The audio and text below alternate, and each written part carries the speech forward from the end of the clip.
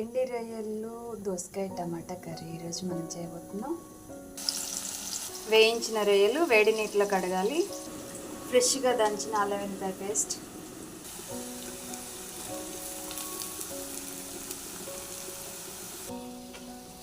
Golden కలర్లో వేగాక పసుపు వేద్దాం. టీ స్పూన్ పసుపు, దోసకాయ 2 minutes ఇలా మగ్గనివ్వాలి. మూత పెట్టి అంతా మీడియంలో ఉండాలి.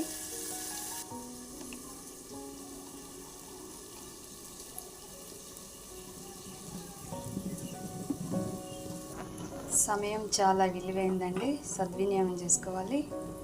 సో దోసకాయ ఉడికిపోతుంది, రొయ్యలు వేసి వేయించుదాం.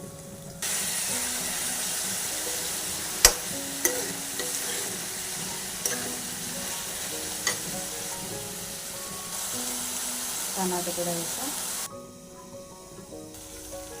ఇప్పుడు ముక్క ఉడికిపోయింది. ఉప్పు కారం వేద్దాం. 1 స్పూన్ ఉప్పు, 1 స్పూన్ కారం. ఒక 2 నిమిషాలు మూత పెట్టి ఉంచుదాం. చిటికెడు గరం మసాలా, కొత్తిమీర, కరివేపాకు, మెంతి కూర, కసూరి మెంతి. కర్రీ రెడీ అయిపోయింది.